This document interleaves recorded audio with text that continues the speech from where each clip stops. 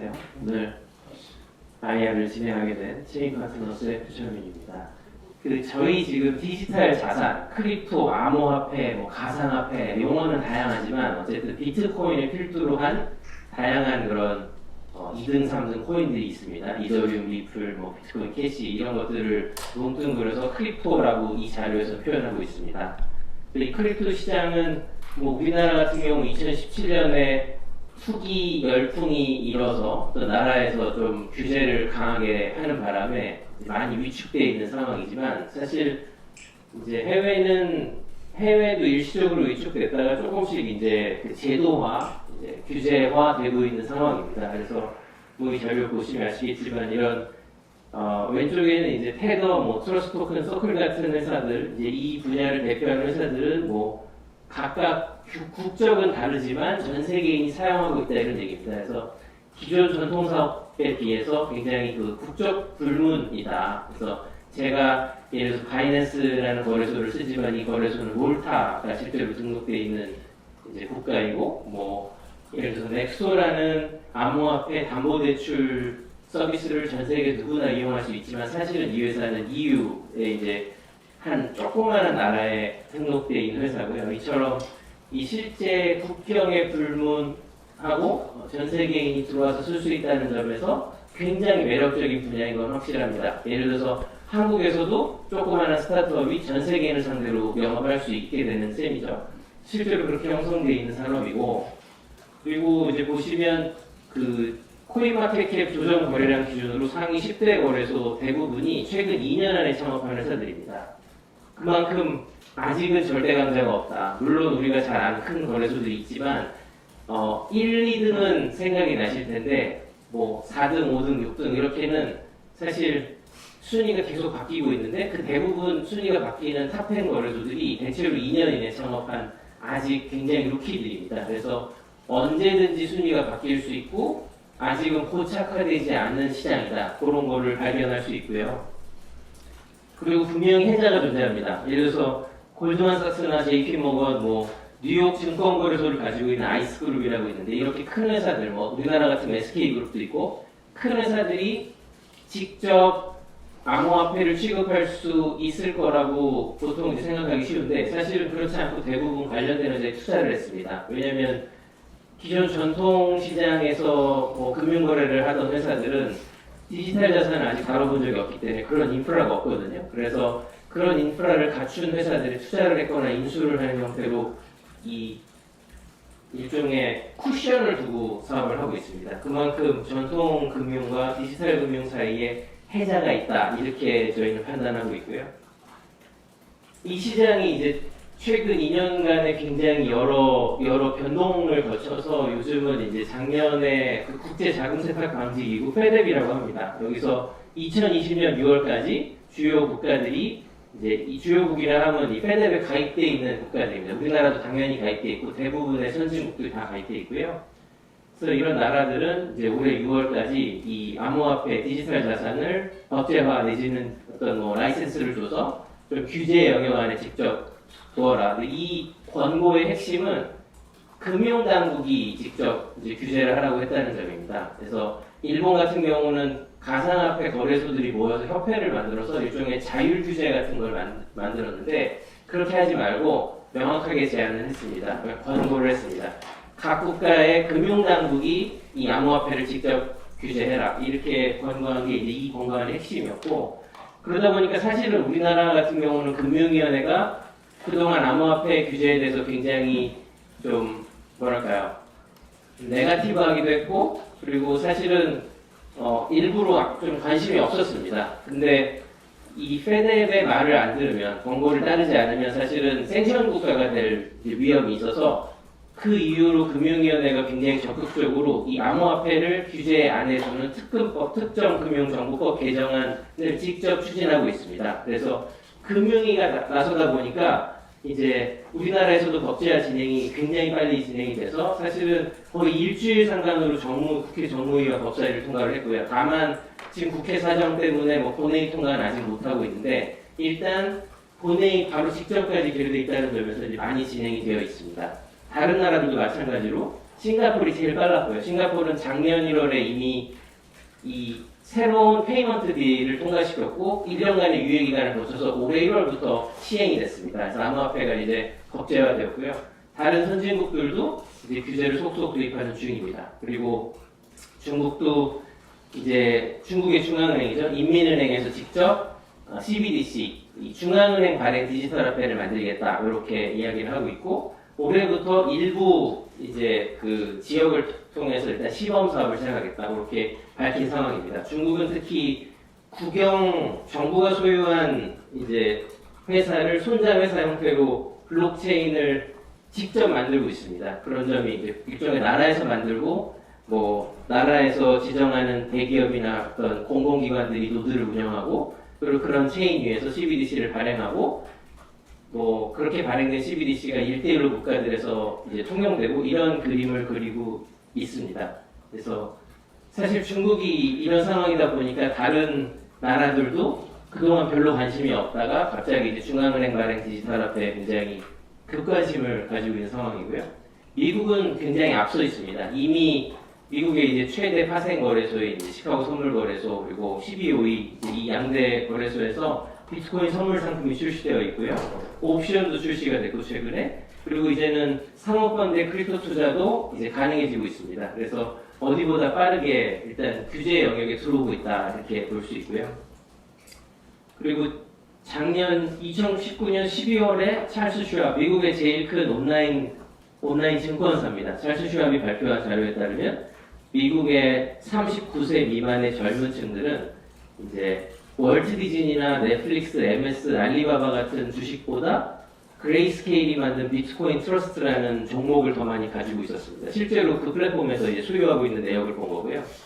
근데 사실 재밌는 거는 다른 뭐 버크셔 해서웨이, 월트 디즈니 다 이런 종목들은 이제 뉴욕 증권거래소나 나스닥 그야말로 큰 우리가 알고 있는 증권거래소에서 거래되고 있는 종목들이 반면에 그레이스케일사가 만든 이 비트코인 트러스트라는 상품은 미국의 4부 리그 정도에서 거래되는 종목입니다. 그래서 거의 우리나라로 치면 코넥스도 아니고 거의 그 KSM 스타트업 코리아 스타트업 마켓 이 정도 수준에서 거래되고 있는 종목임에도 불구하고 찰스 슈왑 증권사 온라인 모바일 앱을 통해서 저 종목을 살 수 있는데 그렇게 인지도가 낮은 종목이 다른 넷플릭스 같은 큰 종목보다 더 많이 가지고 있더라. 40세 미만을 봤더니 그만큼 이게 시사하는 바는 만약에 비트코인이 또는 비트코인 파생 상품이 조금 더 알려진 리그에 올라와서 거래되기 시작하면 저런 유명한 증권 종목들보다 훨씬 더 많은 사람이 거래를 하기 시작할 거다라는 점이죠. 아직은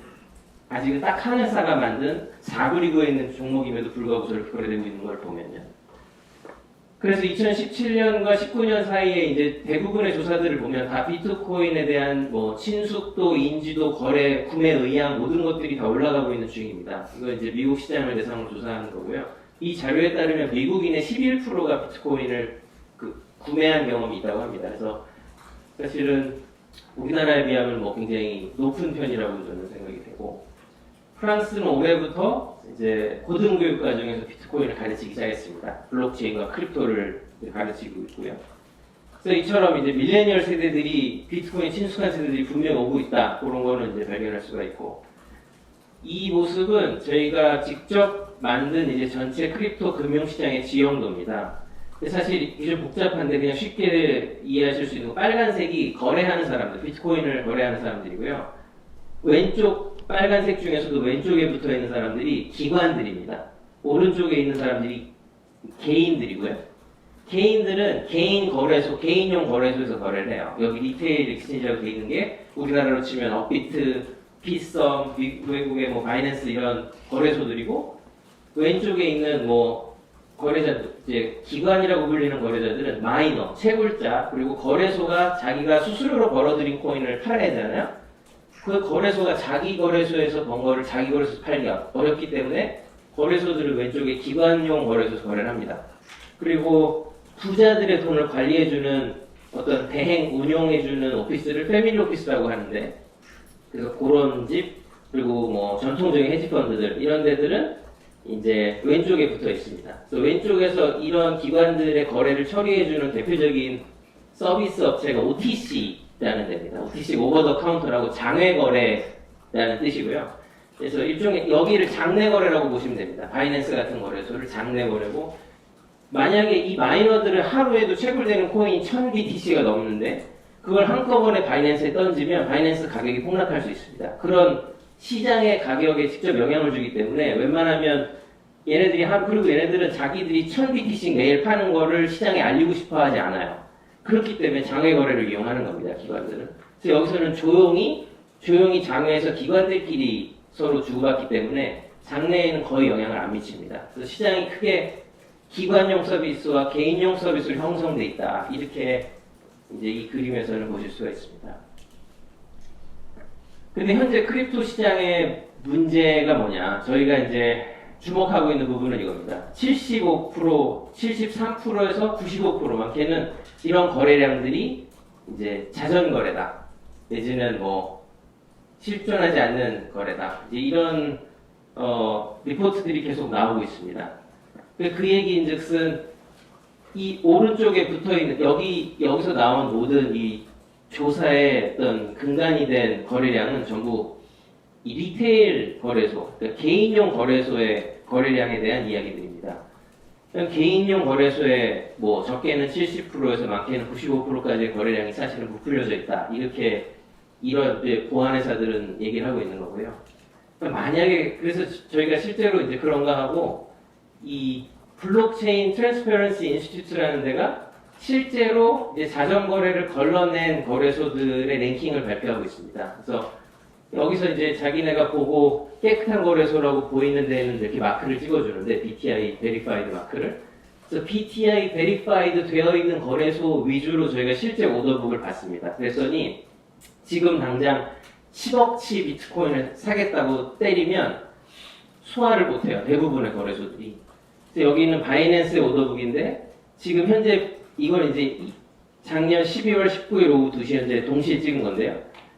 비드에스크가 79BTC, 46BTC밖에 안 됩니다. 6.5억 원, 당시 3.8억 원인데 제일 큰 거래소가 그랬고, 심지어 뭐 일본의 리퀴드닷컴은 비드가 2,156만 원, 한국의 업비트도 1.4억 원. 이렇게 뎁스가 굉장히 적게 깔려 있었어요. 보다가. 만약 이런 상황이면 제가 지금 10억치 비트코인을 사겠다, 팔겠다 던지는 순간 가격에 분명히 영향을 줍니다. 물론 업비트 가격이 1% 떨어지면 다른 거래소보다 바로 그 차익 거래를 하기 위해서 여기 오더가 우르르 붙긴 하겠지만 일단 현재 붙어있는 오더들은 이렇게 얇았다 하는 걸 볼 수가 있었고요.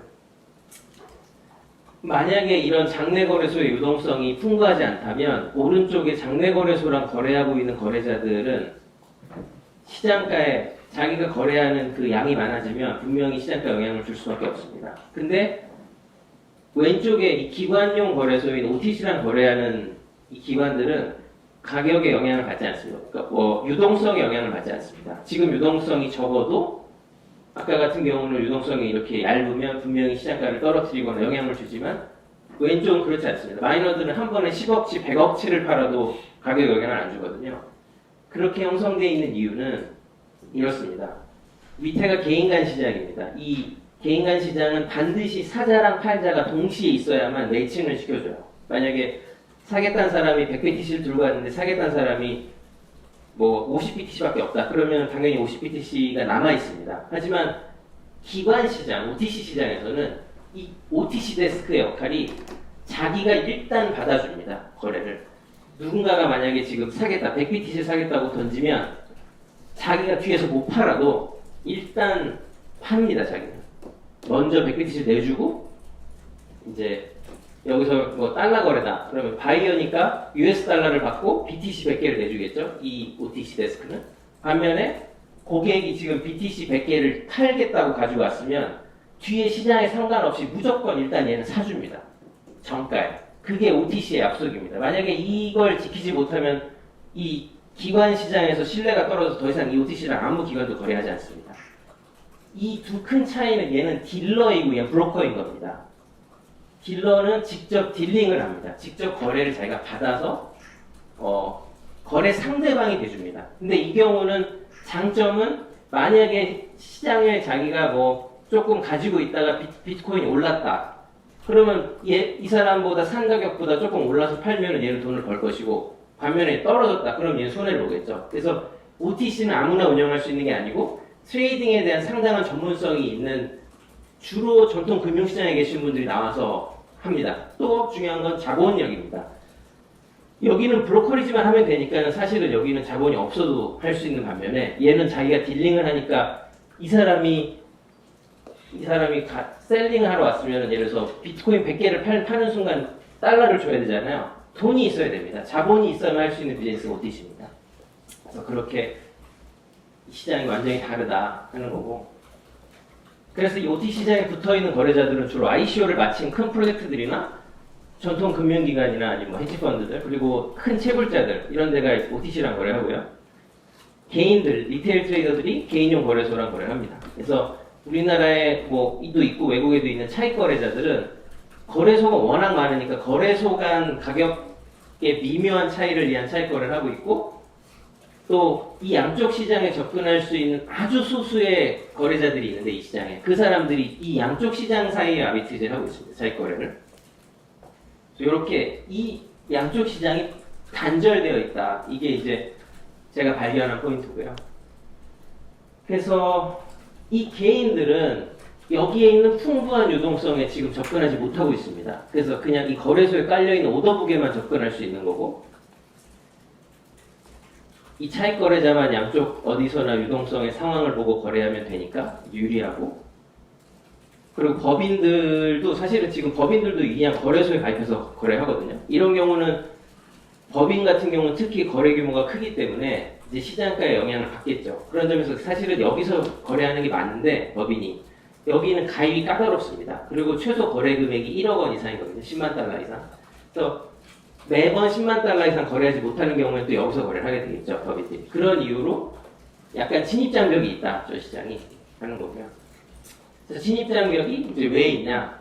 아무하거나 거래를 또 안 터줍니다, 이 OTC들이. 왜냐면 어쨌든 기관을 상대하는 데스크니까 거래 상대방의 레퓨테이션이나 이런 걸 보고 검증을 해서 가입을 시켜줍니다. 뭐 그냥 개인을 상대로 하기에는 조금 리스크가 있으니까. 그리고 아무래도 그 볼륨도 작을 수밖에 없고요, 개인은. 그리고 또 한편으로는 너무 많은 거래자들을 상대할 수 없는 게, 뒤에 나오겠지만 OTC 데스크의 운영이 대부분 수동으로 되어 있습니다. 그래서 이 거래소들은 가입부터 거래 다 자동화되어 있잖아요. 아직은 OTC 시장은 그렇지가 않아서 동시에 많은 거래자를 상대할 수가 없다. 당연히 OTC도 개인들을 상대하고 싶어 합니다. 여기도 또 굉장히 큰 시장이니까. 하지만 현재는 양쪽 다 이제 그런 이유로, 그런 자기가 감당할 수 있는 캐파시티의 이유로 분리돼 있다. 그런 상황이고, 크립토 시장은. 근데 이제 제가 이 시장에 3년 동안 있으면서 이게 굉장히 외환 시장이랑 닮아가고 있구나라는 거를 점점 느끼고 있어요. 그래서 지난 한 해 외환 시장을 쭉 공부를 해오면서 뭐가 비슷한가 봤더니, 다른 주식이나 뭐 채권이나 전통 자산들 중에 가장 외환과 비슷한 속성이 많습니다. 일단 24시간 거래되고, 그리고 뭐 시장이 탈중앙화되어 있습니다. 그래서 이거 뒤에 나오겠지만, 예를 들어서 증권 시장은 한국 같은 경우 KRX에서 중앙화돼서 거래를 하는 반면에, 외환 시장이나 크립토 시장은 어떤 한 거래소가 있어서 거기 모두 다 가입해서 쓰는 게 아니라 다 각각 다른 거래소를 쓰잖아요. 기관은 기관 거래소를 쓰고. 그래서 아무나 또 접근할 수 있고 굉장히 거래 비용이 저렴하고, 이 외환 시장이 어떻게 발전해 왔는지를 좀 봤는데요. 이게 지금 89년도의 외환 시장의 상황입니다. BIS 자료고요. 그때는 하루에 0.5조 달러밖에 거래가 안 됐대요. 중앙은행이 발행하면, 달러를 찍으면 메이저 뱅크들이 거래를 합니다. 이 메이저 뱅크는 주로 뭐 도이체뱅크, UBS 그런 큰 은행들이고요. 이 스몰 미디엄 사이즈 뱅크는 우리나라의 뭐 외환은행, 신한은행 이런 은행들입니다. 그때만 해도 뭐 우리나라 기업들이 수출 대금을 받으면 직접 헤징을 못했대요, 외환 시장에서. 그만큼 이제 그랬던 이유는 IT가 발전하지 않아서 대부분의 외환 거래는 주로 이 메이저 뱅크들끼리 인터뱅크 시장이라고 하는데 자기들끼리 했고, 아주 간헐적으로 이제 국내나 아니면 다른 나라의 제3국의 조그마한 은행들이 이제 거래를 할 수 있는 이런 상황이었다고 합니다. 그래서 시장이 완전히 거래자들이 붙어 있지 못한 상황이었고, 그랬던 게 지금 오늘날의 구조인데, 이제는 6.6조 달러가 거래됩니다. 그래서 이런 소프트웨어들이 개발돼서 뭐 리피니티브, 뭐 FX 커넥트 이런 외환 호가 중개 소프트웨어들이 개발돼서 여기 있는 호가를 밑에 조그마한 은행들이 바로 실시간으로 받아올 수 있게 해줍니다. 사실은 자기들끼리 굉장히 저렴한 일종의 도매가로 거래를 하고 있던 시장의 가격을 이제는 소매들도 그 가격을 받아와서 거래할 수 있게 됐고, 심지어는 이제 조그마한 회사들이 수출 대금을 해징할 때 직접 딜링룸을 운영하면서 이 시장에 참여해서 이제 실시간 해징을 할 수 있게도 됐고, 나중에는 리테일 트레이더, 개인들까지 시장에 참여해서, 개인들은 대부분 투기 목적으로 들어왔는데 외화시장에 이 호가에 접근할 수 있게 됐습니다. 물론 자기들끼리 하는 호가보다 약간의 마진을 붙여서 이제 이런 중간자들이 들어오고, 그러면 또 거기다 약간의 마진을 붙인 이 시장 개인들이 참여할 수 있게 해주는 그 소프트웨어를 ECN, 그리고 이 개인용 마켓메이커라고 하는데, 이 사람들이 약간의 마진을 붙여서 이 효과를 밑으로 줍니다. 그렇게 촘촘히 연결돼서 지금은 이제 이렇게 커진 거고요, 시장이. 그래서 이렇게 탈중앙화된 시장을 저희가 그려본 게 이런 모습입니다. 메이저 뱅크들끼리 거래하는 호가가 블룸버그나 리피니티브로 들어오면 이 호가를 개인이 참여한 ECM 브로커들이 받아다가 밑으로 뿌려줍니다. 그러면 2단계, 3단계로 뿌려서 결국엔 개인들도 이 호가에 접근할 수 있게 되어 있고, 그렇게 되다 보니까 1996년도 논문인데, 이때 당시에 스프레드, 사자와 팔자의 가격차 대비 지금 외환시장은 거의 이 당시 마르크화와 유로화를 비교하면 이제 100분의 1, 그리고 엔화를 비교하면 14분의 1로 축소됐다고 합니다. 그만큼 거래가 활발해져서 사자와 팔자의 가격차가 촘촘해진 거죠. 그게 가능했던 게 이제 이런 소프트웨어들의 개발인데, 이게 외환 호가 소프트웨어 시장 점유율 1위인 리피니티브 FX 오류라는 소프트웨어입니다. 제가 지금 예를 들어서 수출 대금을 10억 달러를 팔겠다 던지면, 원화로 바꿔달라 10억 달러를 이렇게 던지면 그 호가를 여러 은행들이, 아까 그런 큰 은행들이 이제 나는 얼마에 그럼 원화로 바꿔줄게 하는 호가를 던집니다. 근데 이 소프트웨어가 재밌는 점은 안 가르쳐줘요, 은행 이름은. 왜냐면 당연히 도이체뱅크가 맨날 나쁜 호가를 주면 시장에 소문이 날 거잖아요. 아, 거기는 효과가 안 좋아. 그러니까 뱅크 1, 뱅크 2, 뱅크 3 이렇게 해가지고 그 은행 이름은 가리고 각각의 은행이 보낸 호가만 표시해주고 제일 좋은 호가를 노란색으로 딱 띄워줍니다. 그래서 바로 거래자는 이걸 누르면 그 즉시 이제 고호가를 받아다가 거래를 하게 돼요. 이 얘기 뭐냐? 전 세계에서 제일 좋은 외환 거래 가격을 소프트웨어가 게더링해서 일종의 가격 비교를 해서 뿌려지게 됐다는 거예요. 그래서 이 소프트웨어 하나로 지금도 매일 462조 원이 거래됩니다. 외환시장 점유율 1위고, 외환 호가 애그리게이터, 포렉스 애그리게이터라는 아예 이 소프트웨어는 여러분이 위키피디아에 쳐보시면 아예 이제 자세하게 설명되는 하나의 카테고리가 되었습니다. 이 외환시장에서. 증권시장도 다르지 않습니다. 미국의 증권시장은 사실 뭐 일반인이 잘 아는 건 NYSE나 나스닥이지만, 실제 시장 점유율 1위는 이제 이런 그 각각의 증권사들이 소유한 다크풀이라고 불리는 일종의 사설 거래소들입니다. 제가 골드만삭스면 골드만삭스가 자기 거래소를 하나 만든 거예요. 뭐 두나무가 업비트를 만든 거죠. 그러면 골드만삭스가 고객한테 IBM 주식 100만 주를 팔아달라고 주문을 받으면 이걸 뉴욕 증권거래소 던지는 게 아니라 일단 자기 사설 거래소로 던져서 라우팅을 합니다. 우선 그러면 이중으로 먹는 거죠. 중개 수수료를 한번 먹고 거래소 수수료를 한번 2번 먹는 거죠. 그런 목적으로 그런 주요한 글로벌 금융시장의 JP모건이나 뭐 바클레이스 이런 큰 은행, 투자은행들은 다 하나같이 이제 사설 거래소 소유하고 있습니다. 그걸 다크풀이라고 부르고, 그래서 지금 미국의 주식의 38%는 다크풀에서 거래됩니다. 22%만 NYSE, 19.5%만 나스닥에서 거래되고요. 근데 또 재밌는 게 이게 돈이 되니까 너무 많은 증권사와 뭐 은행들이 각각 자기 소속의 사설 거래소 하나씩 만든 거예요.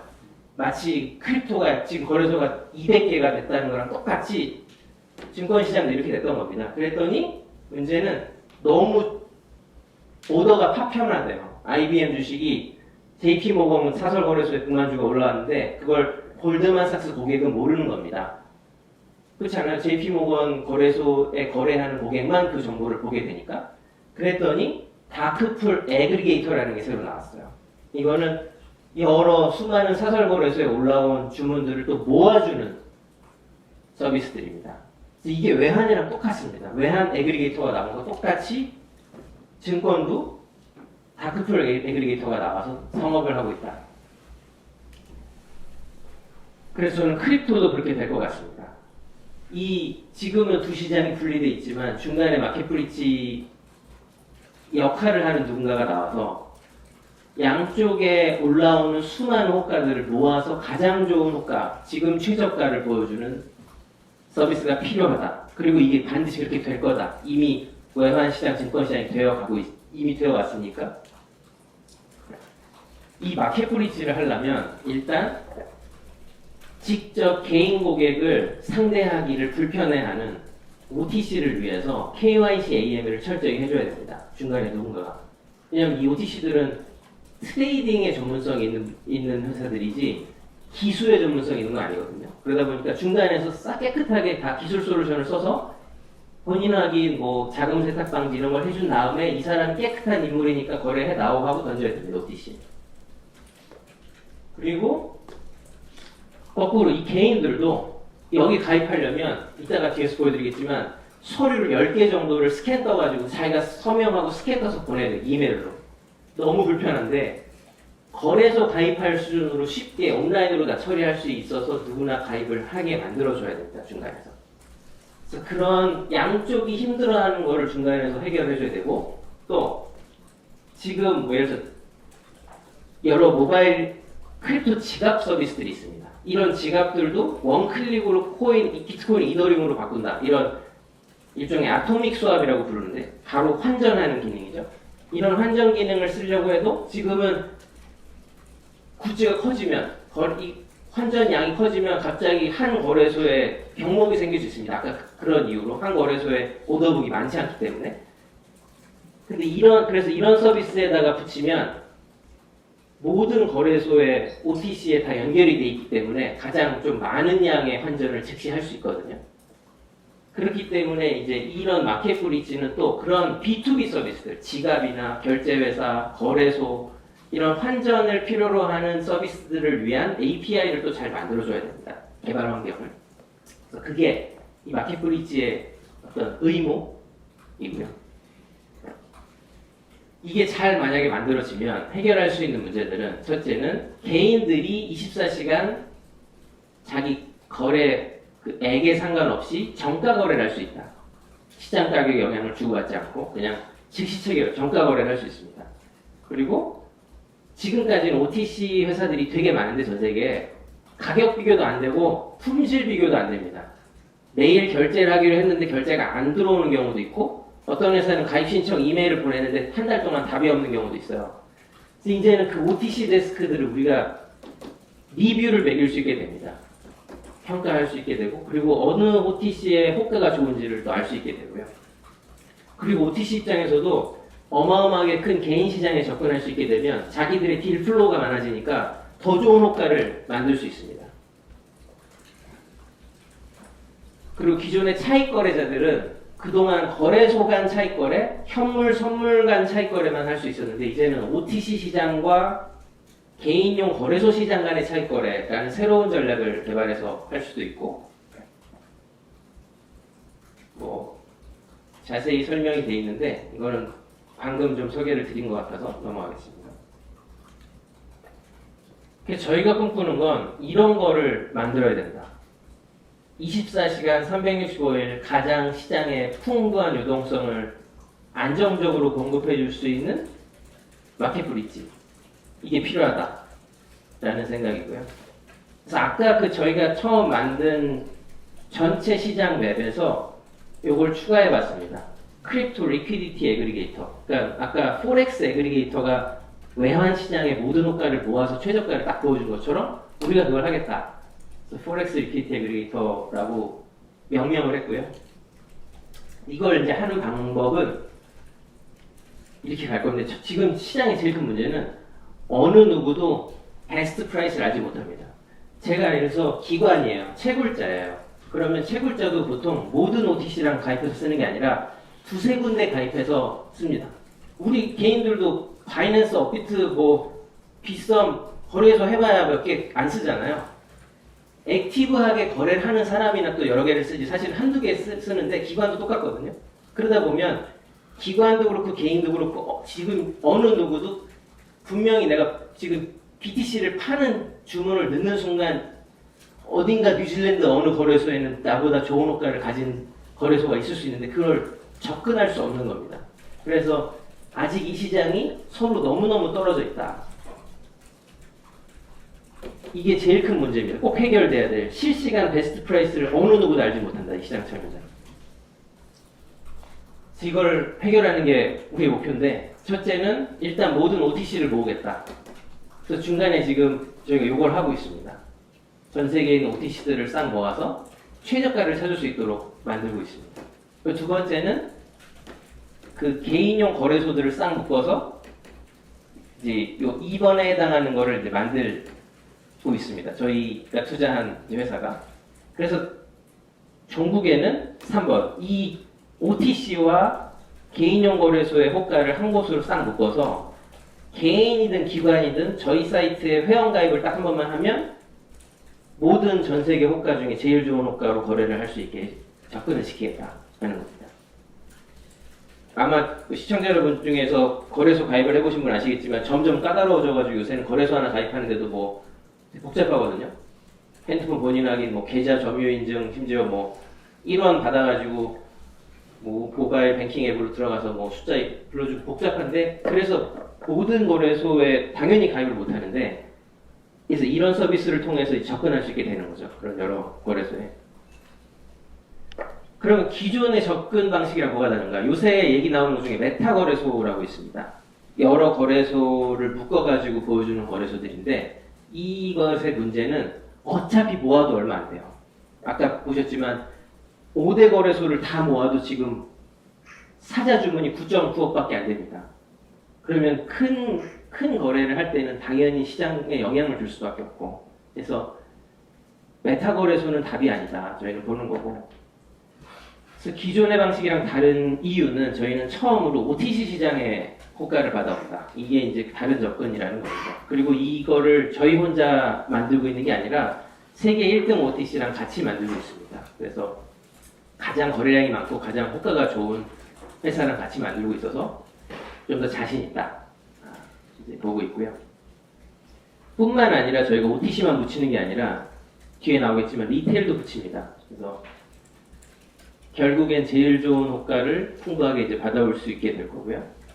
저희 서비스가 이루고자 하는 경쟁 우위는 지금 현재 시장에 제일 유명한 환전 서비스, 즉시 환전 서비스들 중에 제일 유명한 게 체인질리입니다. 이 체인질리는 사이트에 가면 아예 써져 있어요. 5분에서 20분 정도 걸리고 블록체인이 붕괴일 때는 더 오래 걸린다.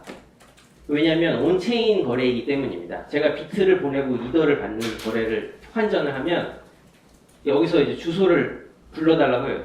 너한테 이더를 쏴줄 건데 네 이더 주소가 뭐니? 이렇게 하면 제가 거기다 입력을 합니다. 내 이더를 주소 입력하면 시간이 지나서 얘네가 환전이 끝나면 그때 가서 보내줘요. 블록체인을 통해서. 그러면 시간이 블록체인의 병목에 따라서 당연히 딜레이가 있을 수밖에 없고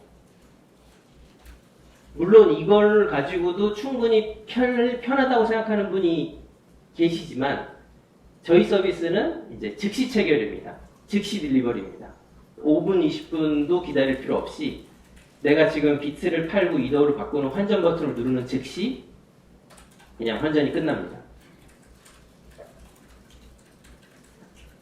이것도 재밌는 부분인데 크립토 시장에서 증권 거래 같은 걸 구현했습니다. 그래서 이 온체인 거래를 하는 대부분의 환전 서비스들은 온체인이니까 환전 수수료를 매번 내야 되거든요. 블록체인으로 왔다 갔다 하니까 이더리움 수수료나 비트코인 수수료를 내야 되는데, 그러면 개인이 환전할 땐 쓸 수 있지만 예를 들어서 차익 거래잖아. 기관들이 하이 프리퀀시 트레이딩이라고 하는데 이제 뭐 하루에도 막 5,000번, 10,000번씩 거래하는 기관들도 있거든요. 아주 0.02%의 뭐 차익 거래를 하려는 그런 기관들. 그런 데 같은 경우는 기존의 환전 서비스를 이용할 수 없거든요. 블록체인에 내야 되는 피가 자기가 얻을 수 있는 수익보다 훨씬 크기 때문에. 근데 저희는 하루에 한 번만 정산하는 기능을 넣습니다. 기관뿐 아니라 개인들 가입이 시작되면 누구나 즉시 제공이 될 텐데, 그래서 그 다음날 아침 9시까지는 그 이전 24시간 동안 거래된 거는 수수료가 제로입니다. 거래 수수료가 아예 없고, 그래서 500번, 1000번 거래해도 됩니다. 그런 점에서 기존의 환전 서비스랑 좀 다른 양상의 유즈 케이스가 분명히 나올 수 있다고 저희는 보고 있습니다. 그래서 그게 사실 비슷하게 그냥 생각하실 수 있는 게, 주식을 사보신 분들은 주식은 하루 중 언제든 팔 수는 있지만 실제로 그 판 돈을 인출해가는 거는 T+2일이거든요. 이틀 있다가 인출해갈 수 있는, 그거랑 똑같습니다. 인출은 이틀 있다 해가지만 파는 즉시 다른 종목을 살 수 있잖아요. 다른 종목 샀다 팔았다 계속 할 수 있는데, 나가는 건 이틀 후입니다. 그거랑 똑같은 겁니다. 이 종목을 안에서 코인을 사고 팔고 계속 할 수 있지만 결제는 다음날 이루어진다. 그리고 기존에 있는 많은 환전 서비스들이 다 들어가면 하나같이 KYC AML 안 합니다라는 걸 장점으로 내세우고 있는데요. No registration 이렇게 내고 있는데, 저희는 이제 기관들이 쓸 거기 때문에, 그리고 OTC를 붙였기 때문에 OTC들은 특히 이제 이런 거에 민감합니다. 그래서 저희는 철저한 KYC AML을 통해서 서비스를 제공할 거고요. 이제 그러다 보니까 저희가 기대하는 바는 개인 간 환전보다는 이제 기업들이나 기관들이 환전 인프라로 보다 안전하게 느끼고 쓸 수 있을 거다. 이제 그렇게 기대를 하고 있습니다. 제일 중요한 게 이제 환율인데요. 아까 보여드린 체인즐리, 쉐입시프트, 이게 지금 현재 환전 시장의 1, 2등 서비스입니다. 이 서비스들 대비 이게 지금 실제 환율입니다. 저희 체인저.io의 실제 환율인데, 1BTC를 2도로 바꿀 때도 현존하는 어떤 서비스보다 제일 환율이 좋고요. 거래 규모가 커지면 커질수록 차이는 극렬히 드러납니다. 100BTC일 때 체인즐리는 5,018 2도를 주지만 저희는 5,304 2도를 줍니다. 10,000BTC일 때 체인즐리는 48만 9천 2도를 주지만 저희는 67만 2,500 2도를 줍니다. 10,000BTC 거래 시 최저가 대비 31% 유리합니다. 시장 최저가 대비. 그럴 수 있는 이유는 도매 시장에서 유동성을 가져오기 때문입니다. 나머지 대부분의 서비스들은 리테일 거래소, 소매 시장에서 효과를 받아오기 때문에 근본적인 환율 차이가 나는 겁니다. 저희가 이 사업을 할 수 있는 이유는 일단 OTC를 2년 이상 했기 때문입니다. 그래서 그 도매 시장에 어떤 플레이어가 있고 그들이 얼마나 큰 규모의 거래를 받아줄 수 있는지 알기 때문에 이제 그런 업체들이랑 협업을 하기가 남들보다 좀 쉬웠고요. 그리고 이미 저희 거래소는 좀 특징적인 게 자체 지갑을 쓴다는 점입니다. 대부분의 뭐 국내 거래소들이 이제 빚고 같은 남의 지갑을 쓰는데, 자체 청산 결제 인프라를 가지고 있기 때문에 그런 무제한 거래 T+1일 정산 같은 게 가능한 겁니다. 그래서 이미 5.5조 원의 거래를 성사시키면서 한 번에 보안 사고가 없었고요. 그리고 적어도 저희 내부 수요가 있다. 저희 OTC 있고, 저희 코인케어, 저희 전화주문 고액자산가 또는 시니어 세대를 대상으로 비트코인 전화주문하는 코인케어라는 서비스가 있고, 삼성 갤럭시 시리즈에 들어가 있는 저희 코인덕이라는 결제 서비스가 있습니다. 이런 기본적으로 환전을 필요로 하는 내부 수요가 있기 때문에 어느 정도 충족을 시킬 수 있다. 그래서 그런 것들이 우리가 이제 남들보다 이 사업을 좀 잘 할 수도 있는 이유이고요. 이건 이제 저희가 단계적으로 해결하고자 하는 문제인데, 시장의 문제. 이 제일 위에 역삼각형인데 위에 있을수록 유동성이 풍부한 겁니다. 비교적. 자, 비트랑 이더를 바꾸거나 비트코인을 US 달러로 바꾸는 시장은 유동성이 전 세계에서 제일 풍부합니다. 전체 크립토 시장에서. 물론 이것도 외환 시장만큼 거래가 풍부하진 않아요. 그러니까 스프레드가 벌려져 있지만 그래도 비교적 많고, 거래가 좀 더 힘든 거는 BAT US 달러, 뭐 비트코인, 필리핀 페소 이런 거는 조금 어렵습니다. 왜냐하면 필리핀에는 비트코인 거래소가 있긴 있는데 규모가 우리나라처럼 크지 않기 때문에 현지 화폐랑 비트코인 바꾸는 더 스프레드가 크고, 더 힘든 건 마이너 알트코인과 알트코인의 교환, 아톰과 트론의 교환 이런 거는 거의 어렵고 일부 환전 서비스에서 하는데 환율이 되게 안 좋고요. 아예 거래가 지금 불가능한 페어는 예를 들어서 뭐 XLM 필리핀 페소 이런 거래입니다. 이런 거래상은 필리핀 시장에는 이런 알트코인을 취급하는 거래소가 없기 때문에 아예 거래가 불가능한 상황이고, 그래서 저희 목표는 이렇게 점점 구현하기 어려운 페어들의 유동성을 하나씩 이제 제공해 가겠다는 겁니다, 시장에. 그 전략은 단계적으로 이렇게 구현해 갈 건데, 일단 올해는 여기까지 구현됩니다. 모든 OTC를 다 붙이고 거의 모든 주요 리테일 거래소를 다 붙여서 제일 좋은 호가를 찾는 것까지, 요 두 단계를 찾는 것까지는 오래됩니다. BTC USD, 뭐 이더 USD 또는 요건 이제 다이렉트 트레이딩 페어고, 트라이앵귤레이는 이제 두 번 환전되는 거. 마치 지금 원화를 엔화로 여러분이 외환은행 가서 환전하실 때 원화가 엔화로 바로 바뀌는 게 아니라 원화를 팔고 달러를 샀다가 달러를 팔고 엔화를 사는 겁니다. 순식간에. 이게 일반인들은 모르지만 그게 바로 이 트라이앵귤레이트 거래거든요.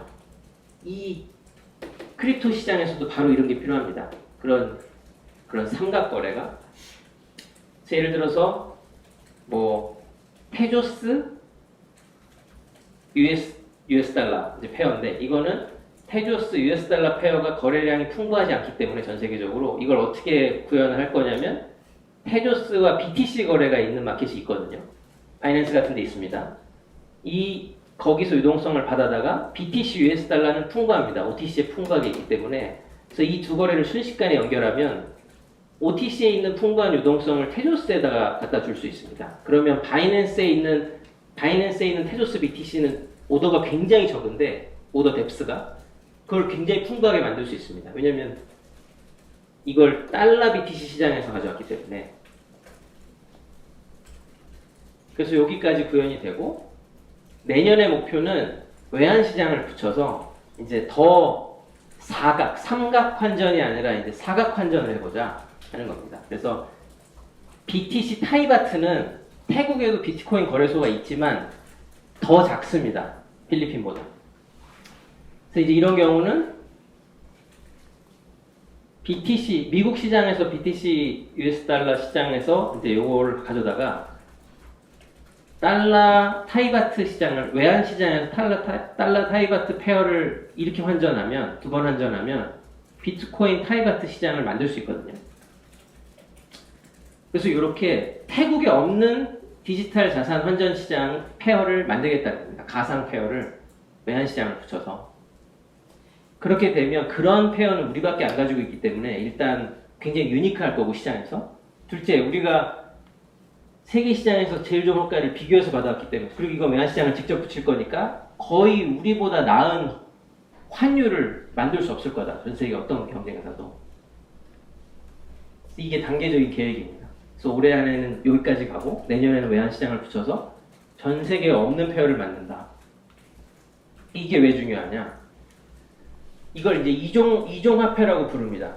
우리나라 원화를 포함해서 뭐 루블화, 뭐 이런 타이바트도 그렇고 필리핀 페소, 이런 아시아의 대부분의 화폐들, 또는 다른 나라 화폐들, 기축통화가 아니고 전 세계 외환 시장의 주요 거래상이 아닌 화폐들을 이종통화라고 부르는데, 이 페뎁 권고가 통과되고 나면 당연히 그런 아직 크립토 시장이 크지 않은 나라들에서의 크립토 취급도 늘어날 겁니다. 지금보다. 근데 저런 나라들은 우리나라처럼 경쟁이 치열하지 않아요. 거래소가 거의 없고 크립토 관련 회사도 별로 없습니다. 그래서 저런 페어를 선점하는 거는 한국에 있는 어떤 거래소 200개가 넘는다고 하는데, 그런 거래소들의 경쟁보다 훨씬 더 유리할 수 있습니다. 사실 그런 게 버피트가 지금 인도네시아에서 라이센스를 받고 관련된 프로젝트들을 또 공격적으로 인도네시아에 상장하는 이유라고도 저는 생각하고요. 새로운 시장을 개척하는 게. 그리고 그런 제3국에 있는 거래소나 크립토 회사들도 마찬가지로 원활한 환전이 필요한데 자국의 유동성이 풍부하지 않기 때문에 동일한 딜레마에 빠집니다. 어디서 파나? 내가 벌어들인 코인을. 그래서 저런 나라들도 환전은 필요해질 수밖에 없고 실제로 거래소가 없는 나라들에서 개인끼리 P2P로 거래하는 규모가 점점 늘어나고 있습니다. 이게 P2P 거래소의 1, 2등이 로컬 비트코인이랑 팍스프레 거래량을 가져온 건데 월 3천억 이상 정도 됩니다. 그래서 결코 적지 않은 시장이 생기고 있고요. 이게 실제로 저희가 체인 파트너스 OTC가 지난 2년간 실제 거래하면서 상대했던 거래 상대방들이 보내왔던 서류들을 그대로 저희가 찍어온 겁니다. 이름만 지우고 지금 OTC에 회원가입할 때는 개인이든 법인이든 상관없이 이런 식으로 10개 정도의 서류를 스캔 떠서 제출해야 돼요. 이메일로. 거래도 수동입니다. 텔레그램으로 물어봐야 됩니다. 나 지금 비트코인 1000개 사고 싶은데 가격 얼마야? 물어보면 30초 있다가 대답이 옵니다. 이거 얼마야? 그러면 얼마인데 이 호가는 30초 정도만 잡아둘 수 있으니까 빨리 대답을 다오 하면 오케이 나 살게 하면 체결이 되고 정산은 그 다음날 합니다. 정산은 어떻게 하냐면 이메일로 보냅니다. 얘가 너 어저께 나한테 1000BTC 샀으니까 너가 나한테 줘야 될 돈은 얼마야? 이메일로 오면 제가 돈을 쏴줘요. 다음날. 이렇게 모든 게 수동으로 이루어지고 있는데 한국의 OTC 시장은 이거보다도 더 심각합니다. 이게 그나마 글로벌 OTC는 이렇게 돌아가고 근데 이렇게 돌아가지만 거래액은 한 회사, 서클이라는 OTC 회사 한 회사가 24조 원을 했습니다. 2018년에. 작년 자료는 아직 안 나왔고. 그래서 저 거래 규모는 결코 작지 않고요. 우리나라의 OTC 시장이라는 것은 더 낙후되어 있는데 딜러가 없습니다. 일단 우리나라에. 다 브로커만 있고 아까 이미 딜러와 브로커의 차이는 앞서 설명을 드렸으니까 좀 이해하실 텐데 그러다 보니까 이게 제가 실제로 겪은 일인데 저희 이렇게 주중 보고에 맨날 올라와요. US 달러 1 빌리언 뭐 누구 쉐어홀더 와이프가 1 빌리언 거래하기로 했다. 뭐 맨날 1 빌리언 그러면 1%를 띄면 100억이잖아요. 수수료 1%를 띄면 그냥 딜 하나만 1년에 하나만 돼도 회사 먹고 삽니다. 그렇지만 이걸 2년 동안 해본 결과 이런 딜은 단 한 건도 체결되지 않습니다. 한쪽이 진짜로 1 빌리언을 들고 왔다 하더라도 거래 상대방이 없기 때문에 이 사람이 거래하고자 하는 시점에 1 빌리언 1조 원씩이나 거래하고 싶어하는 상대방이 있을 리 없잖아요. 그래서 이런 딜들은 대부분 공중을 떠다니다가 사라지게 마련이고 근데 문제는 누구나 눈 돌아가게 만드니까 저 숫자가 수많은 브로커들이 돌아다닙니다. 그러다 보면 또 무슨 문제가 있냐면 분명히 처음에 딜은 3개밖에 없었는데 이 딜이 브로커의 입을 통해서 전달되고 하다 보면 3개였던 게 한 30개 되는 것 같습니다. 시장에. 그래서 와 1조짜리 딜이 지금 30개나 떠다니는데 체결이 안 된다고? 아니 근데 사실은 원래는 하나도 없을 수도 있어요. 그게 대체로 어떻게 시작되냐면 어떤 부자가 그냥 제가 추측컨대 1조를 진짜 가진 부자가 뭐 김 부장 비트코인 팔고 싶은데 좀 알아봐줘요. 그러면 조금 뭐 띄워드릴게. 이렇게 그냥 밥 먹으면서 얘기한 거예요. 그럼 이 사람 깜짝 놀라서 10명에게 전화를 돌립니다. 비트코인을 잘 안다는 주변에 있는 사람이. 지금 1조짜리 딜이 떴는데 너 0.5% 떼줄 테니까 빨리 찾아다오. 이런 식으로 전파되는 겁니다.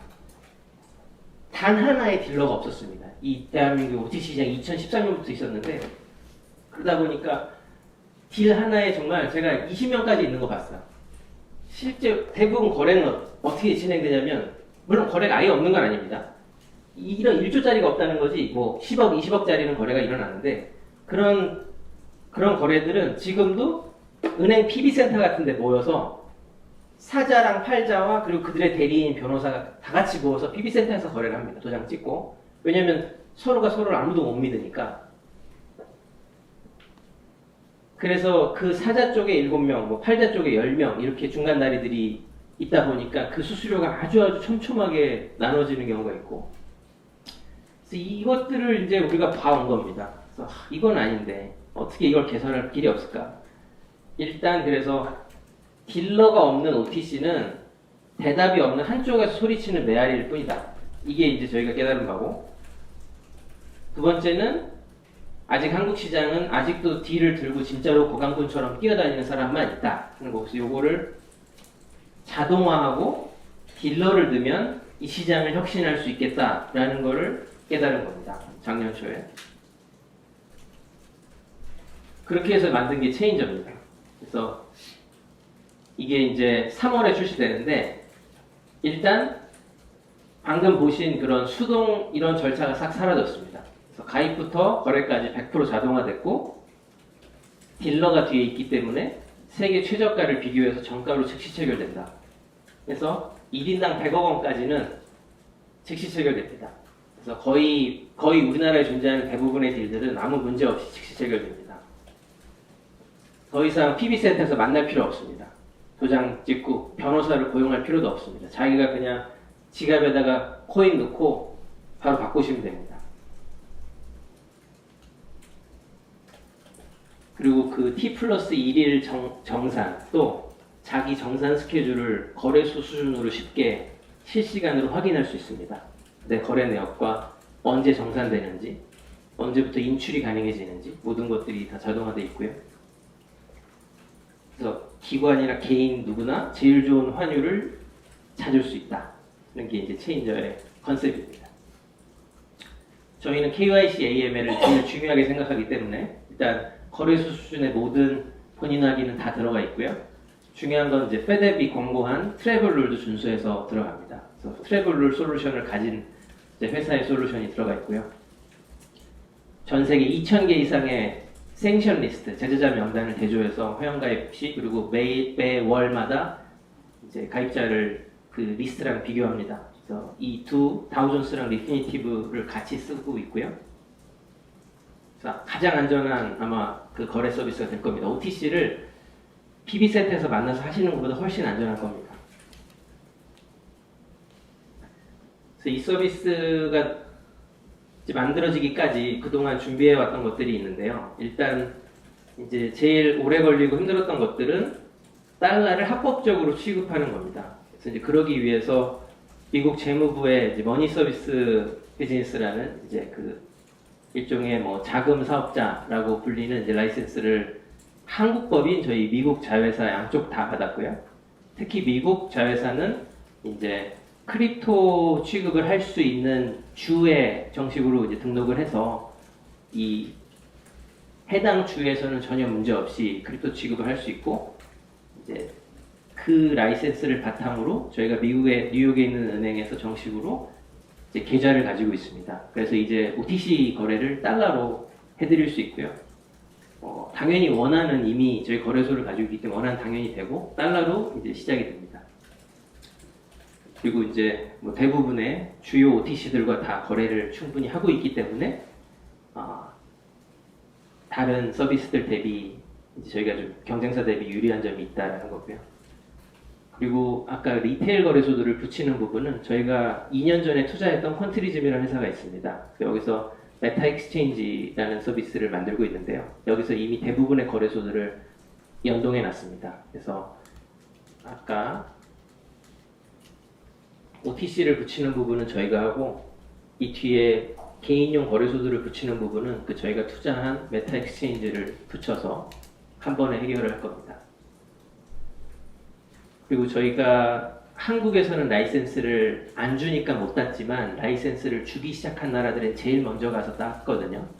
그래서 몰타도 진행을 했었고, 뭐 미국도 진행을 했었고, 필리핀에서도 이제 중앙은행 라이센스를 받았습니다. 정확하게는 설립 인가를 받은 거고요. 필리핀은 이제 자본금을 넣고 SEC에 신청을 해서 법인 설립을 해야 됩니다. 그래서 그 단계는 아직 남았고, 그거는 이제 올해 진행할 예정입니다. 그래서 올해 안에 필리핀 페소를 합법적으로 취급하려고 하고, 이게 중요한 이유는 필리핀은 세계 3위의 송금 국가입니다. 전 세계에서. 그래서 이 라이센스를 따면 가상화폐 거래소, 그리고 가상화폐 기반의 송금, 그리고 결제, 이 세 가지 업무를 할 수 있습니다. 가상화폐 기반에. 그래서 송금 대국에서 일단 당연히 크립토를 쓰면은 좋은 환율을 만들 수 있기 때문에, 특히 저희가 지금 모든 게 환율에 올인하는 비즈니스잖아요. 그래서 좋은 환율은 좋은 송금의 기본이 되기 때문에 앞으로 그런 송금으로도 확장해 나갈 수 있다 이렇게 보고 있고,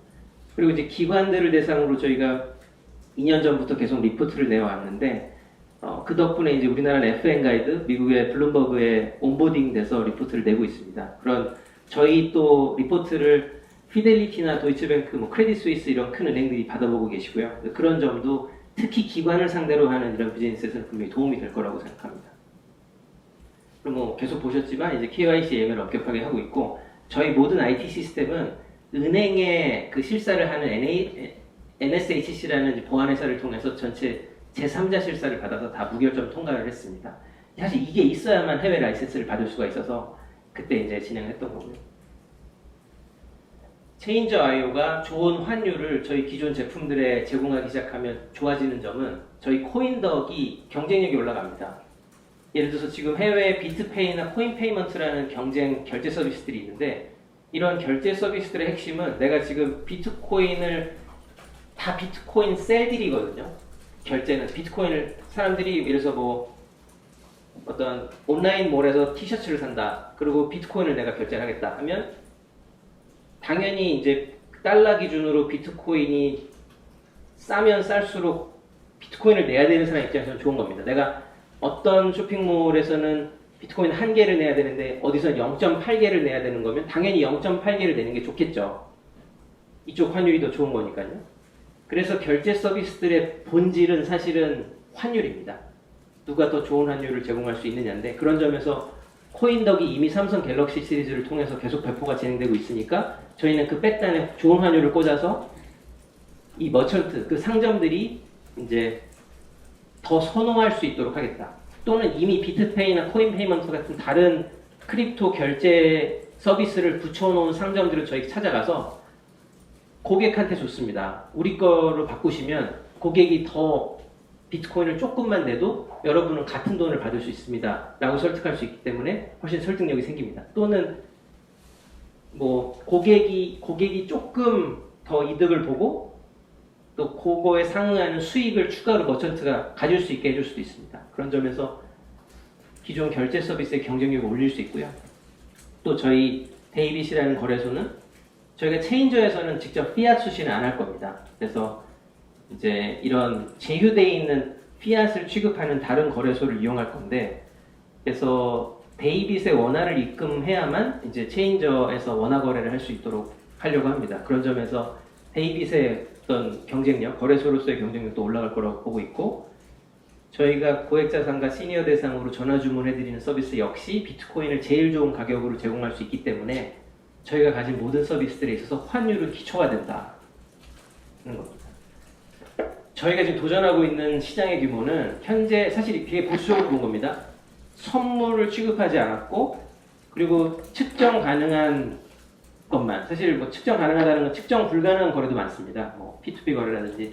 그래서 그런 우리가 이제 눈에 보이는 거래만 해서 장내, 장외, 개인 간 해서 한 25조 원 정도 됩니다. 현재 하루 거래량이 크립토.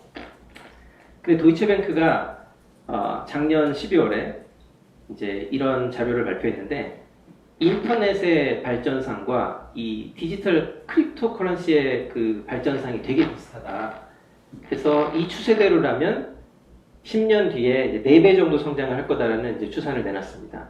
그리고 재밌는 게 다보스 포럼 최근에 했잖아요. 그걸 주최하는 세계경제 포럼에서 CBDC 발행을 자기가 도와주겠다 해서 툴킷을 발표했습니다. 그래서 이 툴킷에 따르면 뭐 이런 정책 결정자가 CBDC를 어떻게 바라봐야 되는지를 아주 자세하게 내놨어요. 그래서 한번 보시면 되게 재밌으실 것 같고요. 도이체뱅크는 이제 아까 그 자료인데, 디지털 화폐가 플라스틱 카드 같은 건 이제 2030년도 되면 사라지고 궁극적인 결제 수단이 될 거다. 인터널 국가 안에서도 그렇고 또는 국가 간 결제에서도 그렇고, 아직은 약간은 잘 모르겠지만 이미 우리가 약간 모바일로 송금하고 결제하고 이런 시대가 시작됐잖아요. 10년 뒤면 뭐 이 리포트에서는 플라스틱 카드는 사라질 거라고 예측하고 있습니다. 그래서 저희가 환전 서비스로서 앞으로 확장 가능한 상품들은 일단 시작은 크립토로 시작을 하지만 그 다음에 대기업 발행 디지털 화폐, 뭐 리브라, 링크, 클레이 같은 것들, 또는 기업들이 만드는 스테이블 코인, 뭐 USDT, USDC, 중앙은행 발행 디지털 화폐, 또는 디지털화된 포인트들, 뭐 네이버 포인트, 쿠팡 캐시, 오케이 캐시백 이런 것들도 우리가 취급할 수 있는 환전 상품이 될 수 있다고 보고요. 또는 온라인으로 돌아다니는 기프트 카드나 이 바우처들도 똑같이 환전해 줄 수 있습니다. 지역 화폐도 가능할 거라고 보고요. 그래서 저희의 최종 목표는 모든 디지털 통화 간의 환전을 제일 잘해주겠다는 겁니다. 저희 타겟 고객들은 이렇습니다. 일단 아까 보신 그 웹 서비스는 전문 투자자들을 위해서 사용될 거라고 예상하고 있고요. 전문 투자자는 개인도 있을 거고 뭐 법인도 있겠죠.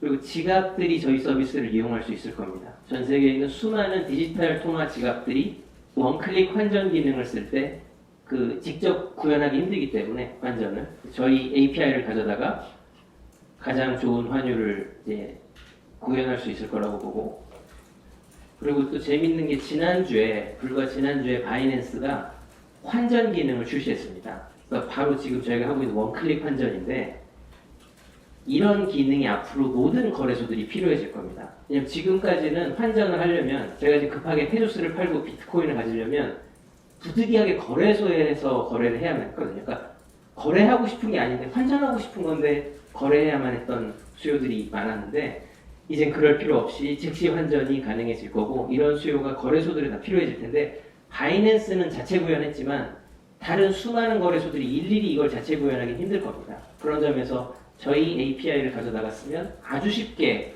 바로 하루면 구현할 수 있습니다. 환전 서비스를.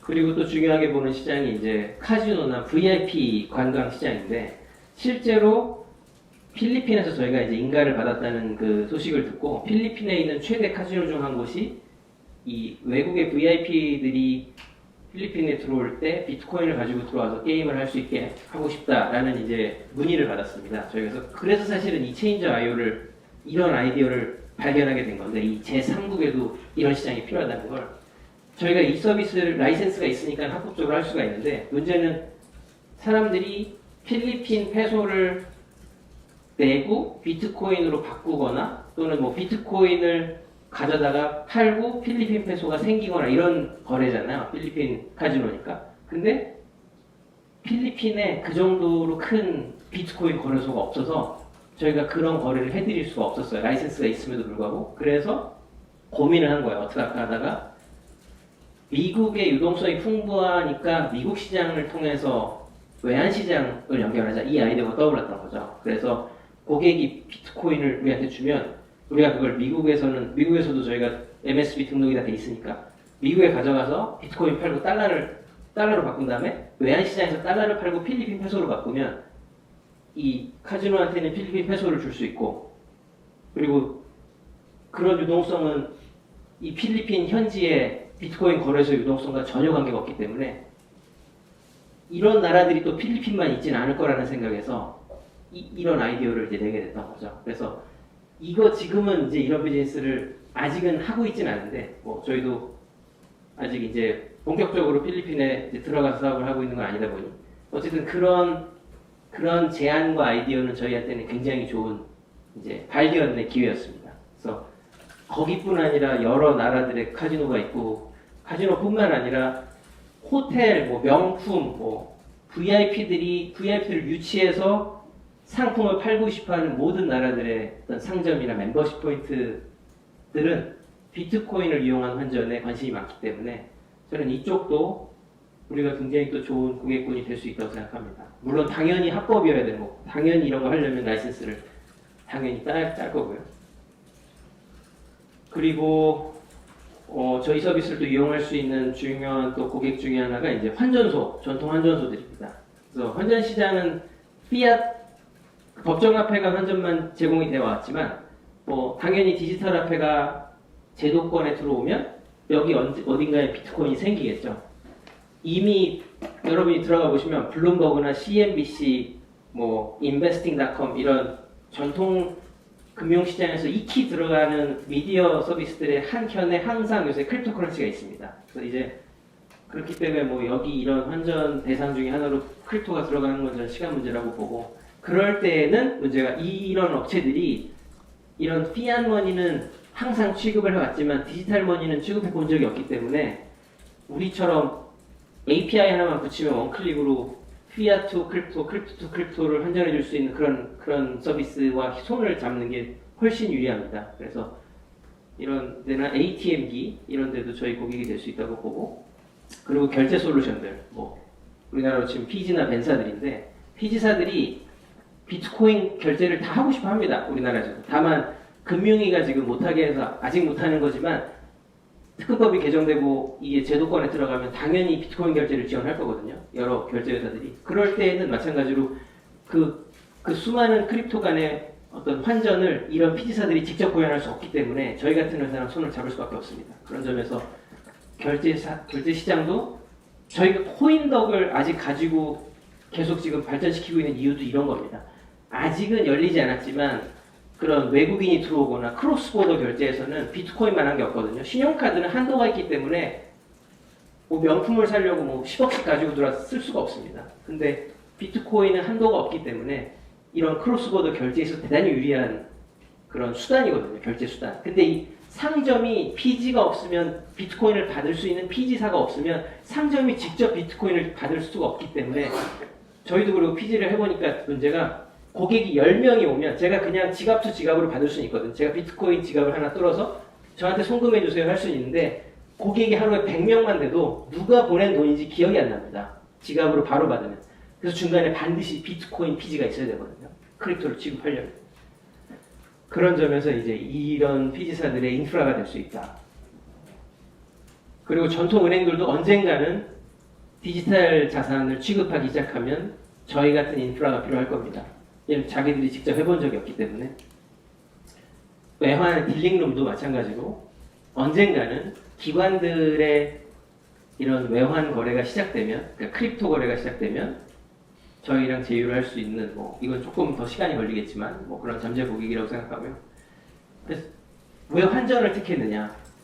저희가 정말 체인 파트너스가 그동안 수많은 사업을 해왔습니다. 근데 정말 많은 사업을 검토하고 고민하고 한 결과 디지털 통화 환전만큼 모든 곳에 들어갈 인프라로 들어갈 게 없다. 거래소는 고객이 상대하는 일종의 프론트엔드지만 환전, 좋은 환율을 갖는 환전은 백엔드입니다. 인프라입니다. 이 산업에. 그래서 여기에 집중을 하게 되었고요. 그래서 저희의 이제 비전은 디지털 통화 간 환전을 제일 잘해주는 외환은행이 되자. 특히 이 시장은 국경의 제한이 없기 때문에 글로벌 외환은행이 되자. 이런 꿈을 가지고 있고, 즉시 결제, 뭐 T+1일 결제, 그리고 이런 BTC USD 같이 인기 있는 페어부터 알트코인 거래 또는 뭐 피앗, CBDC, 2포인트 깁스카드 이런 것들도 지원하고 철저한 KYC, AML, 철저하게 라이센스 다 따고 합법적으로 하고 이런 그림을 그리고 있습니다.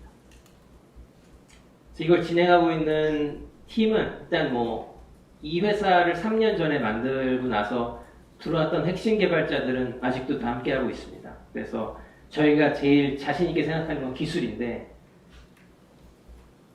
기술이 사실 이제 강했고 처음부터, 근데 금융에 대한 이해가 좀 약했는데 금융 출신들이 별로 없어서 그건 이제 지난 2년간 숱하게 깨지고 저희가 또 돈을 쓰고 하면서 이제 배운 겁니다. 그래서 금융시장에 분명히 이런 부분들은 저희가 들어가서 이런 기술쟁이들이 들어가서 혁신할 수 있는 부분이 있다고 본 거고, 특히 크립토는 아직 전통 자산을 잘 하시는 분들이 많이 들어와 있지 않기 때문에 또 아직도 혁신 여지가 많이 있습니다. 그래서 뭐 좋은 팀이, 기술에 자신 있는 팀이 하고 있다는 거고요.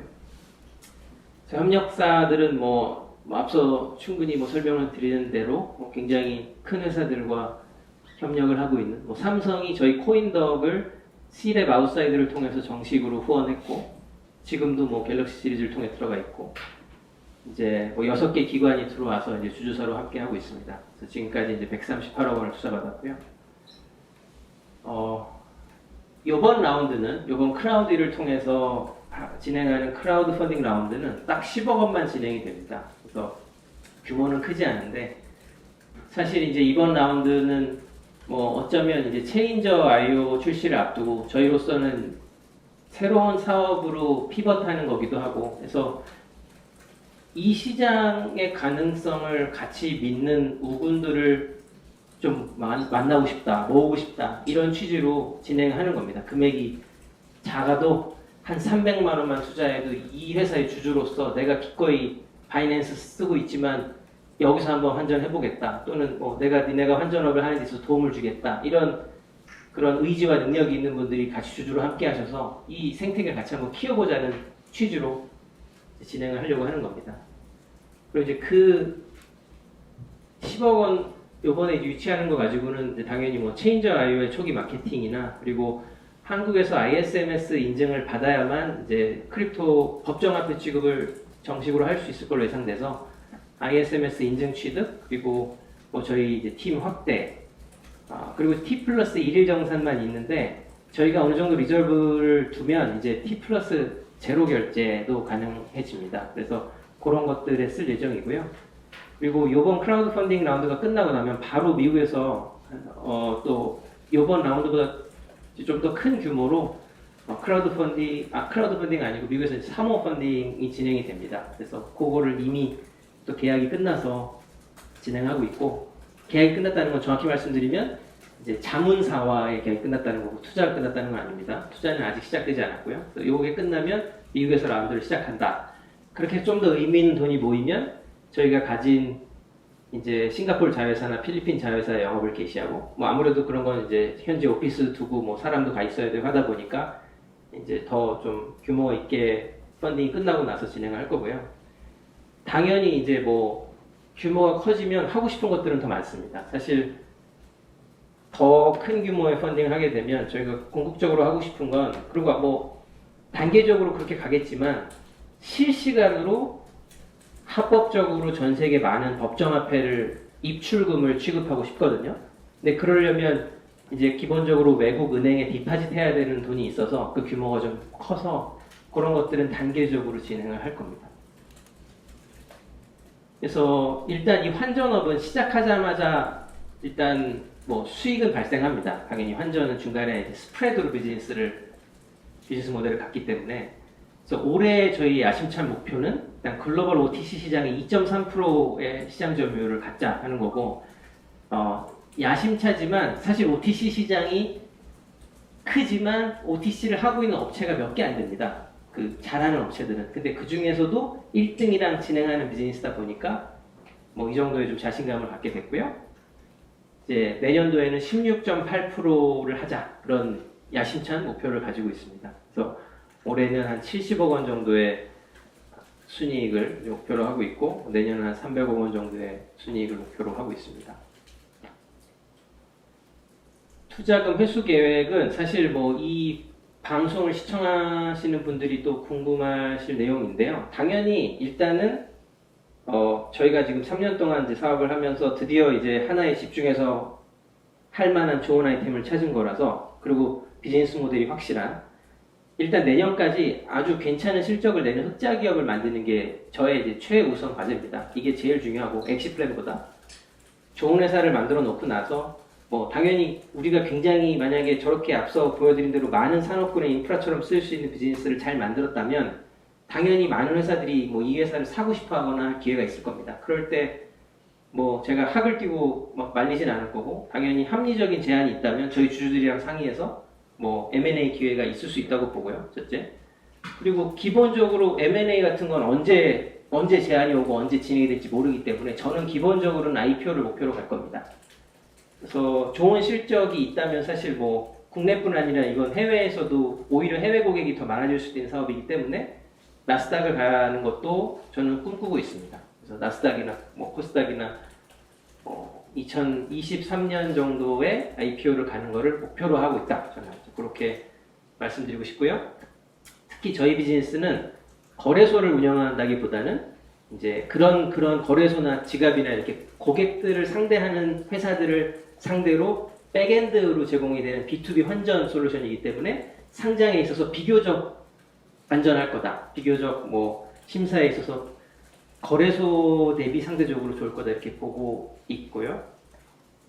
그래서 여러분은 중간중간 저희가 또 이번에만 펀딩을 하고 끝이 아니라 뭐 미국도 있고 그 이후에도 계속 있을 텐데 당연히 회사가 커지면 그 이후에 구주 뭐 다음 펀딩을 받을 때 구주 매각을 할 기회나 아니면 뭐 중간에 M&A가 있다면 그럴 기회나 또는 나중에 IPO를 가거나 뭐 이렇게 세 번의 뭐 세 번은 아니죠. 세 종류의 회수 방법이 있을 거라고 생각합니다. 그래서 당연히 뭐 여러분이 회수하기 전까지는 저도 회수를 못할 거고요.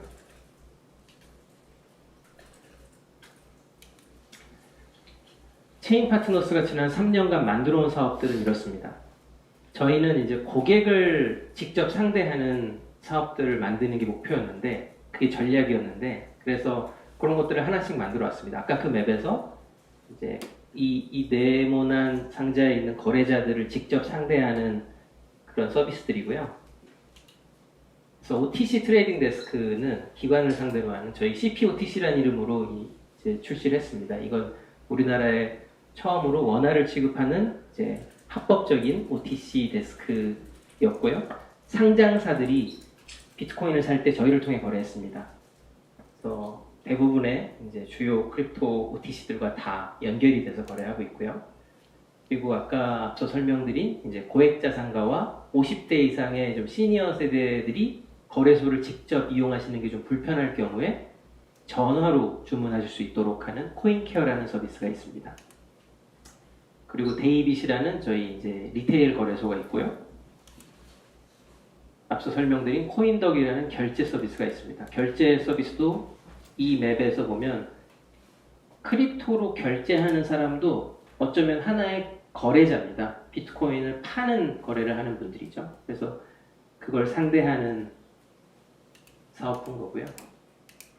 이런 것들을 만들었고, 뭐 저희 위자드웍스라는 이제 회사와 함께 노바월렛이라는 또 고객용 모바일 지갑도 개발을 해서 현재 한 600억 원 정도의 그 암호화폐를 담아놓고 있는 상황입니다. 그리고 앞서 설명드린 대로 이제 기관들이 조금 그래도 시장을 좀 더 좀 기관들이 크립토 시장을 보는 시선을 좀 좋게 만들어 보겠다는 어떤 목표로 이제 이런 리서치 페이퍼를 계속 만들어 왔다. 그런 회사였다. 그런 거고요. 그래서 저희가 뭐 이제 사실은 투자도 많이 받고 뭐 사람도 되게 많았고 사실 그동안 블록체인과 디지털 자산 사업을 하면서 뭐 개인적으로 저는 그 전에 한 10년 했던 사업 회사보다 여기서 한 1, 2년 했던 시간이 더 힘들고 더 길었던 것 같아요. 근데 그리고 또 이제 뭐 여러분도 잘 아시다시피 블록체인이 처음 2017년도의 기대에 비해서 많이 또 뭐 어떤 뭐 기대보다는 부응하지 못한 부분이 많다 보니까 저희가 또 하던 사업들 중에 과감하게 또 줄이거나 뭐 정리한 사업들이 있거든요.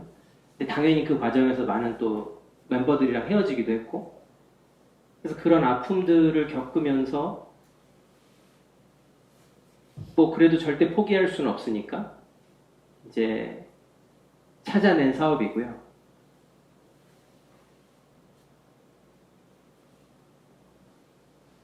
그래도 정말 행운이었다고 생각하는 것 지난 3년이 그래도 다른 회사들보다 기회가 있었다. 공부할 이것저것 하고 싶은 거를 도전해 볼 기회를 많은 분들이 주셨기 때문에 저희를 믿어주신 분들이 주셨기 때문에 그 덕분에 좋은 사람들을 모아서 이것저것 해볼 수 있었다. 그래서 그런 배움들이 없었더라면 그런 뭐 도전과 일부 실패가 없었더라면 결코 찾지 못했을 겁니다. OTC가 없었다면 저희한테 OTC 사업이 없었다면 이런 기회가 있는지도 몰랐을 것이고 필리핀 라이센스를 따지 않았더라면 그런 제안을 받지도 못했을 것이고 그래서 모든 것들이 연결돼서 남은 것들이 모여서 지금의 이제 준비하는 사업들이 만들어졌다고 생각하고요.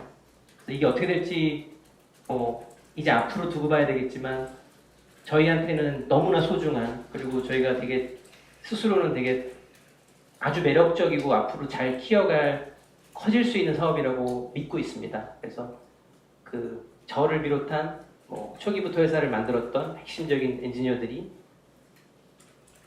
기술과 금융에 대한 이해를 잘 섞어서 체인저 IO를 만들고 있습니다. 그래서 앞으로 이 모든 곳에 들어갈 인프라로서 디지털 통화 환전 사업을 제대로 한번 만들어 보겠습니다. 그래서 이 사업에 공감하시는 분들께서는 힘이 되어주시면 좋겠습니다. 같이 우군이 돼서 정말 한국 출신의 크립토 회사가 세계 시장의 명함이라도 내밀었다, 제대로 한번 도장을 찍었다, 그런 모습을 꼭, 그런 이야기 꼭 들어보고 싶습니다. 사실 한국에서 지금까지 나온 크립토 회사 중에 해외 시장에서 인정받는 건 한 곳도 없습니다. 다 국내 내수 시장을 대상으로 사업했던 곳들이거든요. 거래소들도 그렇고. 한 번이라도 해외 시장에서 알려진 회사, 그리고 실적 내는 회사 만들고 싶습니다. 그래서 그런 사업이니까요. 열심히 해보겠습니다. 감사합니다. 아까 이번 크라우드 펀딩 통해서 총 10억 원 모금한다고 하셨는데, 제가 이야기로는 이 10억 원이 최종 목표액이고, 어떻게 보면 하드캡 같은 거라고 생각이 되는데, 그러면 소프트캡 같은 게 있는지 궁금하고요. 두 번째는 OTC 1위사가 파트너사라고 하셨는데, 제가 피칭 하시는 동안 기업 이름을 못 들어서 혹시 그건 공개가 가능하신 건지 여쭤보고 싶습니다. 소프트캡은 대표님이 네, 사실 이 주식 청약하는데 소프트캡, 하드캡을 우리가 역으로 이제 그래서 참 재밌는데 저희가 시작 최소 청약 그러니까 소프트캡으로 표현하자면 이제 소프트캡이 3억이 될 거고 하드캡은 10억이 될 겁니다. 네. 그래서 저희가 시작할 때는 3억으로 시작을 할 거고요. 이게 이제 자통법에 나와 있는 크라우드펀딩 관련 법규가 감액을 하려면 저희가 다 투자자들은 동의를 얻어야 돼서 증액하는 게 쉽습니다. 3억으로 시작해서 10억까지 가능한 거죠. 그리고 두 번째 질문은 그게 사실 지금 한 기관만, 마치 아까 FX올 소프트웨어가 은행 이름을 밝히지 않는 이유, 그런 이유 때문에 저희가 특정 업체를 이름을 밝히지는 않기로 했습니다. 그래서 왜냐면 앞으로 그 회사만 들어올 게 아니라 이게 지금 OTC 메타이기 때문에 여러 OTC들이 입점할 거라서, 근데 이제 그런 고객들이 비교할 수 있으면 안 되거든요. 그리고 그 OTC를 보호하려면. 그런 점에서 개별 OTC 누구랑 함께 하는지는 앞으로도 좀 기밀로 가져가려고 하고, 그냥 고객들은 다만 좋은 환율을 받을 수 있다 정도로 이해해 주시면 좋을 것 같습니다. 그건 약간 영업에 어쩔 수 없는 이유로.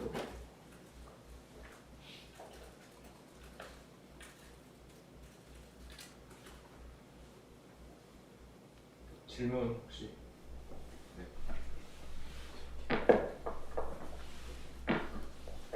네, 안녕하세요. 코인데스크의 정인선 기자입니다. 아까 말씀하시기로, 그러니까 체인 파트너스가 기존에도 OTC 데스크를 계속 운영을 해왔는데, 거액의 딜이 많이 있어도 정작 그거를 사가거나 할 사람을, 상대방을 찾지 못해서 계속 해결이 안 됐다. 그렇게 말씀을 하셨잖아요. 근데 이게 플랫폼을 만들고 자동화를 한다고 해서 과연 해결이 될까가 제일 궁금하거든요. 그러니까 물론 잠재적인 고객이 어디서 나올 수 있을지를 뒷부분에서 계속 말씀을 해주시긴 했는데, 사실 그렇게 가기까지 좀 얼마나 시간이 걸릴지 다들 예측이 다르잖아요. 그래서 좀 그게 서비스를 잘 만들어서 내놓는 거랑 또 시장이 실제로 있는 거랑 굉장히 별개의 문제인데, 거기에 대해서 어떻게 좀 생각을 갖고 계신지 궁금해요. 그게 사실 이제 기존에 저희가 딜 체결이 안 됐던 이유는 아까 딜러 말씀드린 것처럼 1조짜리 딜은 내가 1조짜리 비트코인을 사겠다 했을 때 팔 사람이 없었기 때문에 체결되지 않았던 것들이고요. 근데 이제 작은 딜, 1, 20억짜리 딜은 계속 체결이 됐었습니다. 근데 1, 20억 딜조차도 우리가 직접 딜링을 하지 않았기 때문에 찾아야 됐거든요. 전화로 수소문을 하거나 직접 찾아가거나 해서 네, 지금 비트코인 10억치를 팔고 싶은데 혹시 살 의향 있으세요? 이렇게 계속 물어봐야 됐어요. 그러다 보니까 뭐 작은 거는 이따금씩 체결이 되지만 그 이따금씩 체결된 게 240억을 한 겁니다. 근데 그 240억을 한 거조차도 굉장히 많이 한 거예요. 한국에서는. 근데 이제 저는 그런 이유가 두 가지가 있겠죠. 그 수요가 없다, 첫째. 두 번째는 거래하고자 할 때 거래 상대방이 없다인데 당연히 이제 기자님 말씀하신 대로 첫째 수요가 없다 하는 것도 있을 수 있습니다. 근데 저는 이 두 번째 문제를 일단 해결하고 나면 이 문제는 한국에만 국한된 문제가 아니라 사실 거래자는 얼마든지 있거든요. 그 거래 상대방을 못 찾는 문제만 해결되면 기존에 어쩔 수 없이 환전을 위해서 환전 목적으로 거래소를 이용하는 고객들이 일부 뺏어올 수 있어요. 그런 앞서 설명드린 뭐 원클릭 환전 또는 원클릭 환전을 제공하는 지갑 또는 뭐 개인들 뭐 환전을 하고 싶은데 어쩔 수 없이 거래소에서 팔아서 환전하는 개인들 이런 현재 거래소에 붙어 있는 그 거래자들을 일부 뺏어올 수 있기 때문에 저는 수요는 이미 충분히 있다고 봤고요. 다만 이제 기존 OTC 시장, 특히 한국의 OTC 시장에서는 적절한 규모의 딜링을 해주는 딜러가 없기 때문에 사람들이 이 시장을 되게 불편하게 여겨봤다. 그래서 물론 체인저는 이제 처음 출시 때부터 이제 영어로만 나오고 해서 아예 좀 해외 타겟으로 나가는 서비스이긴 한데 저는 이 문제가 지금 OTC 시장이 비슷해요. 여전히 거래 상대방을 찾아주거든요. 한국에서 뭐 OTC를 시작하신 업체들이 이제 있는데 그런 업체들도 딜링을 하지 않고 똑같이 저희가 2년 전에 했던 그런 고생을 하고 계세요. 근데 그런 경우는 사실 힘들거든요. 그러니까 20억짜리 거래도 전 늘어날 거라고 봐요. 만약에 20억을 거래하는 사람들이 지금은 내가 고작 10억 거래하는데 여기다 연락해서 바로 팔릴 수 있을까라는 걱정을 하시거든요. 왜냐면 그만큼 OTC가 연약하기 때문에 OTC의 체질이 왜냐면 딜링을 안 하니까. 근데 이 서비스는 딜링을 하기 때문에 이제 사람들이 신뢰를 가질 거예요. 그냥 여기다가 던지면 10억 아니라 100억까지도 내가 버튼 한번 누르면 즉시 바뀌는구나 이런 경험을 하고 나면 현재 한국 OTC 시장의 거래량을 크게 높일 수 있다. 그리고 아직 저렇게 수동으로 낙후돼 있던 해외 OTC 시장들조차 되게 편리하게 바뀔 수 있다. 지금 예를 들어서 해외 고객들도 OTC 알아봤다가 서류 10개 보내라고 하면 가입 안 하세요. 되게 불편하다고 느껴서. 그리고 텔레그램으로 거래하는 게 되게 어색하잖아요. 기존에 거래소에서 그냥 자기가 거래할 수 있었는데. 그래서 그렇듯이 뭔가 OTC 시장의 불편함으로 인해 진입하지 못하고 있는 사람들도 이 OTC 시장이 거래소 수준으로 쉬워지면 당연히 이쪽이 도매가라서 훨씬 싸기 때문에 이쪽으로 많이 불러올 수 있다고 봐요. 아직은 이제 안 해봤지만 이제 저희가 보고 있는 시나리오는 그런 겁니다. 우리가 10년 이후로 타임머신을 타고 이후로 가봤을 때 지금 이 시점이 굉장히 중요한 시점일 것 같습니다. 그래서 여러분들의 힘이 역사를 바꿀 수도 있다라는 생각을 갖고 저희 체인 파트너스와 크라우드 요금 프로젝트 열심히 진행하도록 하겠습니다. 감사합니다.